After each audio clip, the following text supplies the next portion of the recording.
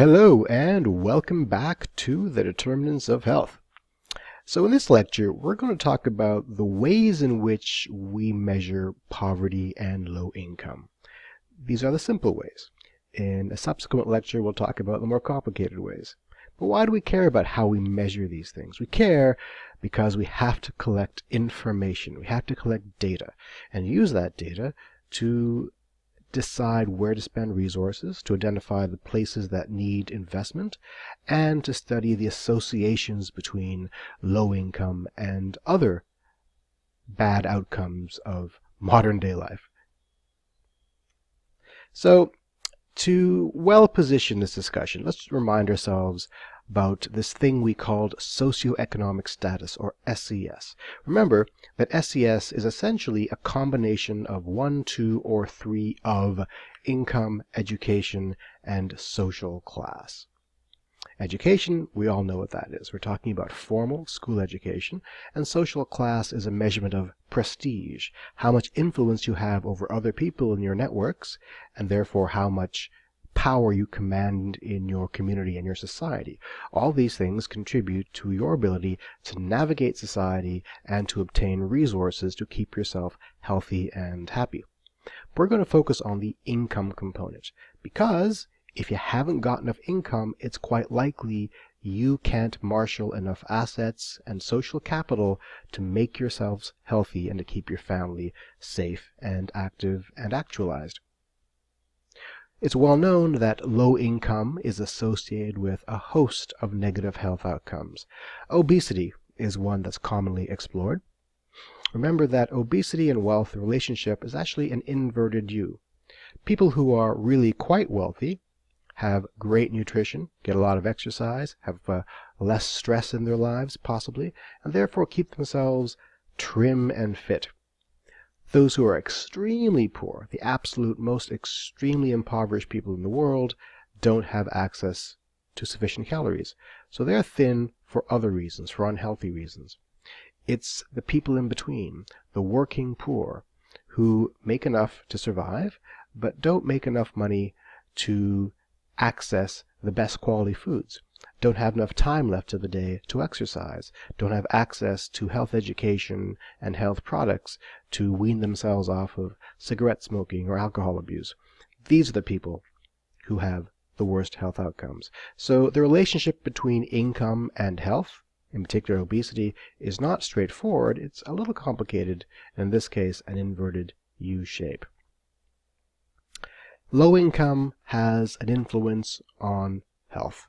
This much is obvious, but let's take a moment to think about the avenues by which not having enough money can make ourselves less healthy.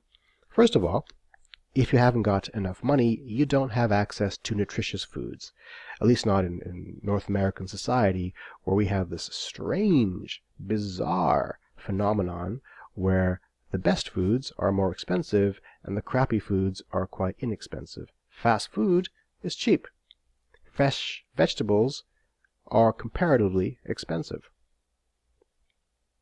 So if you live in an urban environment where maybe there aren't enough supermarkets with fresh vegetables or good food, you're going to go to the fast food places or get prepackaged high carbohydrate white flour foods, and that will make you incrementally less well as time goes on. Maybe you can't afford to have a vehicle. If you don't have a vehicle, you can't get away from the bustle of urban life. You can't reduce your exposure to pollution and social stress. You can't get to where the fresh foods are, or get to where exercise could be had, or expand your social circles. All these factors can incrementally contribute to your poor health. If you have low income, you're probably restricted to living in a place with high crime rates. You're restricted to living amongst people who are also low income and therefore probably have poor health behaviors. One of the biggest predictors of your health is the health of people around you. It's hard to quit smoking if people around you are continuing to smoke. So if you're living in neighborhoods where the overall health status is low, chances are you're going to have a low health status as well. A vehicle helps get away from that situation, but it doesn't solve that problem entirely. If you've got low income, you've probably got limited educational opportunities. Now, this is not as bad in societies with well-funded public education systems, but even societies like ours, where education is public and free, there's a gradient in the quality of schools. Schools in poor communities have fewer resources, not as well-trained or enthusiastic teachers, maybe more problems with socialization and violence on the actual campuses, and so forth. This is going to have an effect on your ability to get out of poverty, and therefore your ability to marshal more resources and become healthy. And lastly, of course, if you haven't got enough money, you don't have access to actual health services. Again, even in societies with socialized medicine, where access to a doctor is free, chances are, if you are poor and live in a poor community, you don't have as many doctors to choose from. The clinics you go to are probably a little overcrowded, and other services aren't socialized, like rehabilitation services, eye care, dental care, prescription drugs. All of these are important for your long-term health.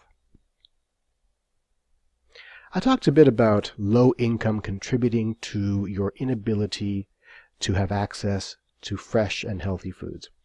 Areas that don't have access to healthy foods that are nonetheless urban areas, we call these food deserts. And by the way, when I was Googling images for food desert, I mistakenly spelled desert with 2 S's, and of course I get food desert. And let me tell you, the images you get when you Google food desert are not the images I'm looking for when describing food desert. A food desert is essentially an urban area in which it's difficult to buy or afford high-quality nutritious foods. What are high-quality nutritious foods? Well, fresh meats, fresh vegetables, fresh fruits, those kinds of things. If it's prepackaged, if it's processed, if it's high in sugar, we tend not to consider that to be high-quality food. How do we know that food deserts are a problem? Well, here's some Canadian data from Edmonton. Here we see that those who are single parents have a much harder time having access to supermarkets. You're more likely to have no access to supermarkets than if you have access to it. If your income is medium income, then chances are you have access to a supermarket more so than not. And if you're renting a home, you dramatically have lesser access to a supermarket. Renters, as opposed to owners, tend to be of lower income. So there is this ecological, this high-level association between income or wealth and one's access to the most basic provision of high nutritious foods, which is the supermarket. Here's a map of Toronto that attempts to look at where the food deserts are in that city.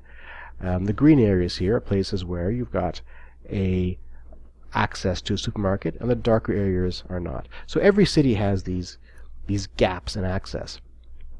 Here's a map of the United States that looks at whether or not a supermarket is within a mile of people who tend not to have cars. We see here the darker areas are places where it's more common. And the interesting thing is, look at this map, and look at this map now. This is the map of obesity in the United States. Let's compare these two maps. The concentration of food deserts are in fact quite similar to the concentration of obesity. This is not conclusive evidence that in fact the lack of access to supermarkets causes obesity, but it's suggestive. It suggests that there's something going on here with relation to one's inability to access nutritious fresh food and one's tendency to have this crippling disease that is now characterizing modern life. That is obesity. So, let's talk a bit about poverty now. We use this word a lot. Let's take a moment to think about what we mean when we say poverty. Obviously, poverty is the state of being poor. That doesn't really help us much, does it? If we say that 21% of children in the USA live beneath the poverty line and 10.2% of children in Denmark live beneath the poverty line, are we saying that Denmark is a wealthier country than the USA? The USA is the wealthiest nation in the history of the world, according to some measures. How is it possible that they have more children living beneath the poverty line? Is a person living beneath the poverty line in Denmark as equally deprived as someone living beneath the poverty line in the USA? What I'm getting at here is how we define that poverty line is going to vary between country to country over time and depending upon your philosophy. If you have a socialized medical and healthcare system, an education system, for example, does that mean that your poor people have a different experience than if they were poor in a country that did not have those services? These are all moving targets. A lot of variables are in play here. So a standard definition of poverty is not having enough stuff, not having enough income, not having enough resources to meet an adequate standard of living. And if you don't meet that line of income above which people can afford an adequate standard of living, we say you're impoverished. But what is an adequate standard of living? How do you define it? When we say standard of living, what are we talking about? Well, obviously we're talking about food, first and foremost. If you can't afford food, something is really quite problematic. But we're also talking about housing. In fact, the most expensive thing that you are going to buy in your life is probably not your house, it's your mortgage, really. It's definitely not your vehicle. It won't be a meal. It won't be your spouse's engagement ring, whatever it might be. It's going to be your housing. Education is also a characteristic, a determinant of standard of living. Maybe entertainment is as well. Is it sufficient to merely survive, or must we thrive? We all need entertainment in our lives. And of course, health. Can you afford health care? How about services? If you can't afford basic services, is your standard of living poor? What do I mean by services? Well, can you afford a lawyer to advise you and to give you services when it comes to forming a will or getting married or getting divorced or setting up an educational fund for your children? All these variables and more go into what we think about as a standard of living. But as I'm going to show you, a lot of the measurements of poverty don't incorporate all of these dimensions. So let's talk a bit about relative poverty and absolute poverty. These are two categories of indicators for measuring poverty. One of them, relative poverty, is in relation to what's happening within the group that you are analyzing. So maybe you make less than the average in your society. Maybe that's what we define as being low income. Sometimes we call this economic distance. So your economic reality, how far is it from the median or from the lowest or from the highest or from the average? So we define a mark, a level from the population we're looking at, and then measure the distance of an individual from that mark. Absolute poverty, on the other hand, is defined in terms of, again, the necessary minimum requirements to meet that standard of living. So for absolute poverty, it doesn't matter what population we're looking at, we're applying the same set of criteria to make that determination. An example of relative poverty: households with an accumulated income less than a percentage of the median. And very often that number is 50% or 60%. We say are living in poverty. Okay, so if you are if you make less than 60% of the median income in your country, you're impoverished. That's a very useful definition. The problem, of course, is that regardless of overall wealth in your society, someone will always be defined as being impoverished. Take, for example, a ridiculously wealthy country. I'm not going to name one. Let's pretend that one exists where everybody's a millionaire. Call it Millionairistan or something. So regardless of the fact that everybody in that country is a millionaire, there is going to be a median income. Some will be low-level millionaires and some will be outstanding trillionaires. If you're one of the lower-level millionaires making less than 60% of the median income, you will be defined as being impoverished according to a relative poverty measurement. So you're living beneath the poverty line, so you're impoverished. That's not the same as living beneath the poverty line in, let's say, USA or Denmark or Canada or Chad or Niger or India. Absolute poverty, on the other hand, is again determined by the resources that you have that are needed to meet a standard of living. Sometimes we use the words absolute poverty to mean extreme poverty, as in that man, he's living in absolute poverty, when in fact we mean to say he's living in great poverty or extreme poverty. That's not how I'm using the word here. Absolute poverty in this sense is about meeting an external criterion, set of standards.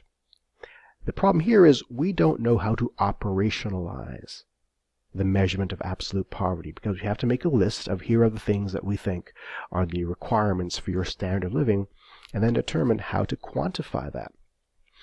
So here's a definition from the 1995 World Summit on Social Development. Absolute poverty means a condition characterized by severe deprivation of basic human needs, including food, safe drinking water, sanitation, health, shelter, education, information. It depends not only on income, but also on access to services. Great. Again, how do we measure that? How do you operationalize it? Here was one attempt. It's not the only attempt, it's just one. Okay, and I present this just as an example. Please do not consider this to be the be-all and end-all final definition of absolute poverty. But somebody once suggested that we make a list, and let's say the first thing we consider is food. If your BMI, your body mass index, is not above a certain threshold, then we check that box as being problematic. If you don't have access to safe drinking water, meaning if you have to walk more than 15 minutes away, you check that box. If you don't have a toilet to use, you check that box. If you don't have ready access to health care, what does ready access mean? Well, that's debatable. You check that box. If you don't have proper shelter, well, how do you define proper shelter? Well, we've decided that you can't have a dirt floor. You must have a real roof. You can't have more than 4 people living in a single room. These are arbitrary definitions, right? But if you haven't got that, you check that box. Does everybody in your family have the opportunity to go to elementary school and learn to read? Okay, check that box.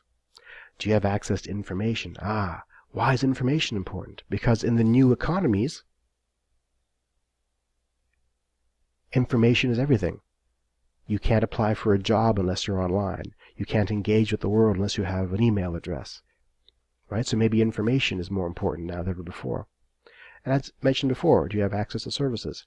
So one attempt to measure absolute poverty is to say if you're lacking any 2 of these 8 items, you're living in absolute poverty. Okay, that's not ideal, but it's a way to go. The most commonly applied measurement of poverty is what we call the global poverty line. It's computed by the World Bank. We've started doing this since about 1990. And it's based on the cost of living. So up until 2008, the global poverty line was $1 per day. So if you are not earning $1 per day, you are living in poverty. Obviously, $1 means a lot more in Bangladesh than it does in Switzerland. In Switzerland, $1 will get you nothing, not even a ride on the train. In Bangladesh, $1 can probably buy you a very inexpensive meal somewhere. So the measurement is actually what we call purchase parity. Sorry, I struggle saying that. It's PPP. It's purchase power parity. Man, I'm struggling with that. So when we're looking at purchasing power parity, what we're saying is it's how much stuff you can buy for $1. Right? So we try to accommodate the different prices of commodities in different countries. So up until 2008, the global poverty line was $1 per day. If you're not making that amount of money per day, you're living in poverty. After 2008, that number went up to 125. In 2015, 190. Some people now just round up to $2. So if you make less than $2 per day in the world, then you are living in poverty. We use this indicator to measure global levels of poverty, and here we see that global poverty has actually been diminishing. It's good news, right? In this graph, it shows us that the hard measurements clearly show that poverty has been diminishing, but from 2015 on, we don't have hard data, so we just have sort of a margin of error. But in general, the world is becoming less impoverished. However, if you break it down by region, we find that dramatically, most of that decline has been from China. The Chinese economic miracle is driving that global declination in poverty rates. The purple line here shows us sub-Saharan Africa is actually becoming a little more impoverished. So we have issues in sub-Saharan Africa, but overall, at a global average, poverty is diminishing. There are two general categories of poverty indicators. The first is the low income measure. As noted, the low income measure is a relative poverty measurement. We're essentially saying that your household is considered to be of low income when the annual income falls beneath some threshold. Now, threshold is often 50% of the median income for households of your size. So we like to control for the size of the household. If you live alone, you have fewer costs than if you got 4 kids. Right? So we try to compare like to like. The other is the market basket measure, the MBM, and this is an absolute measure. So the market basket measure method estimates the cost of purchasing a whole series of goods and services, including food, clothes, shelter, etc. Obviously, there's a qualitative judgment here. What is considered to be essential items to purchase? So if you cannot make enough money to purchase these essential foods and goods, then we say that according to the market basket method, you are low income. So again, the market basket method, the MBM, is an absolute measure. The LIM is a relative measure. In Canada, our preferred poverty measurement is something called the low income cutoff, or the LICO. So the LICO is an income threshold below which a family is likely to devote the lion's share of its income to the necessities, right? For standard living, like food and shelter and education, etc. We separate out the LICOs by both the size of the family and the size of the community. So as I mentioned, a family of 4 will have different needs than a family of 7. That'll be different from a family of 2. But also, if you live in a smaller community, you're going to have a different set of commodities and a different set of prices to deal with than if you live in a large urban center. The LICO is sort of a combination of absolute and relative measurements. As I mentioned, it is the preferred method of the Government of Canada. So let's look at how it's done. It's done like this. This graph might look confusing, but what we're seeing here is a set of test studies. So we have about 100 individuals. We know their income after tax, and we know how much money they spent on food, shelter, and clothing for a given year. And we just plot that information on this Cartesian plane, right? With how much the percentage of income spent on the y-axis and how much money they make on the x-axis. Once we plot all those points, we fit a regression curve. That's that green line here. Okay? Why do we do this? Because now we figure out the average amount that they spent on the essentials, on food, shelter, and clothing. In this example here, this is a family of 4 from 1992. The average spent was 43%. 43% of your income was spent on these essentials of food, shelter, and clothing. To give it a little bit of a buffer, we add 20 percentage points to that. So we say 63%. Right? So we now see, on average, how much money corresponds to spending 63% of your income on food, shelter, and clothing. And according to the regression line, that's about $21,000. So, to summarize, based upon a sample set of individuals, we computed that if you make $21,000, that will be barely sufficient to cover food, shelter, and clothing without too much duress. If you make less than that, as a family of 4, chances are you are struggling to buy food, shelter, and clothing. That's how that's done. We convert all those computations into these lookup tables. And these are published by Statistics Canada. So in this example, this is a LICO table for 2004 for, I think, a family, no, yes, 2004. So a family of 4 people. So go down the row to a family of 4, living in a community of fewer than 30,000. Go across to the final column there. Tells us that you'd have to earn more than $29,596 to not be considered low income. Right. So this is great. This is how Canada does this, and we consider now the average experience of individuals. We're considering the size of households, and we're considering the size of a community. We're not measuring poverty here, we're measuring low income. That's a bit of a political caveat in how we choose to say these words and define these words, but it's important that we make that distinction. We're not saying people are impoverished, we're saying they have low income. We're reserving that poverty word for things like the global poverty line. So here's some data about the LICO in Canada. One could argue that it matters whether we're looking at pre-tax income versus post-tax income. But looking at this chart, it doesn't seem to matter. They follow the same trends. But we see here that the LICO has been coming down, or rather the percentage of people falling beneath the LICO has been coming down over years, and that's good news.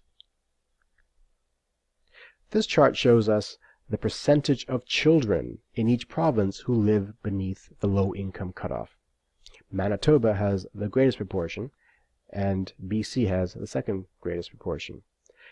Now, the beauty of the LICO is that it is considering the individual circumstances within each province. We're not comparing British Columbia poverty to Ontario poverty, because the circumstances will be different based upon community size, based upon family size, and based upon the experiences of people in that region. Interestingly, we can break this kind of analysis down even further, and this graph shows us that single people, people not in families, are in fact far more likely to fall beneath the low income cutoff than people in families. So that's something to consider when doing an analysis of communities' income needs. Now, you may ask yourself, how well correlated are these fancy methods like the low income cutoff with the less fancy methods like the MBM, the market basket method? Now this shows us that they're pretty well correlated. Right? There's not that much difference between them. So the MBM here is the circular blue dot, and the LICO is going to be the squares. They're following the same trend lines over time. And that's good news. It tells us that our indicators might be measuring the same thing, even though we're approaching it in different ways. Now let's look at how the U.S. government measures poverty. They use something called the official poverty measure, and this is very much an absolute measurement. So they define it based upon if your income is less than 3 times the cost of a minimal food diet, then you are impoverished. But what is a minimal food diet? Well, that's controversial. This is based on a study that was done in 1963, where they decided, well, we all need milk, bread, meat, cheese, I don't know, I'm making that up. But someone decided, here are the things you need minimally to sustain yourself nutritionally, and then every year the price of those products is updated to account for inflation. But it does not consider expenses in housing and transportation, education, health, services, all those great things we talked about earlier. And it definitely does not consider variations in diet, vegetarians versus meat eaters, religious restrictions, etc. So it's a deeply flawed method of measuring poverty, but that is the official method that the U.S. government uses to measure the number of people living beneath the poverty line in that country. So here is the distribution of people living in poverty in the USA based on the OPM. Interestingly, there's a clustering of poverty in the southern states, so those darker areas. And as you saw earlier, those are also the places where we have more obesity. So once again, poverty, low income, obesity, bad health outcomes, tend to be geographically correlated. In 2010, the U.S. government decided to try to fix their OPM. So let's account for some of the criticisms. Let's throw in some other factors that people need to account for with their income. It's not just about food. Let's throw in clothing and shelter and utilities.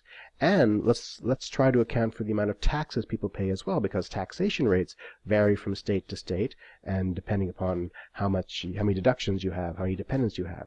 So based upon that realization, they introduced the Supplementary Poverty Measure, the SPM, to improve the OPM. It's not an official measurement yet, but it's gaining ground. Interestingly, the SPM was introduced in 2010, and as you see in this curve, the yellow curve shows us the trends in OPM, and then in 2010 the SPM is added as a green curve, and sure enough, when you throw in additional expenses, more people are shown to fall beneath the poverty line, but they are tracking in the same direction. So the trends remain the same, it's just that the SPM is capturing more people who we should consider to be impoverished. Here's a final thought about these relatively simple measurements of poverty. Many of the poverty lines or indicators we've talked about so far are essentially a checklist of deprivations. How defensible do you think these checklists are? In other words, are they complete enough? Are they rational? Are they too complete? Should we not have things like services and information on them? Should we have other things like access to employment centers, access to health information more so than health services? There are many ways of looking at this. If this interests you, I'd encourage you to take some time to think about how you would define the appropriate checklist for a standard of living. And believe me, there are some intelligent people working full-time, dedicating the full resources of their organizations to doing the same thing. But we need more people entering into this field and talking about how to develop more robust and valid and reliable indicators for measuring a host of population experiences, including poverty. Thank you.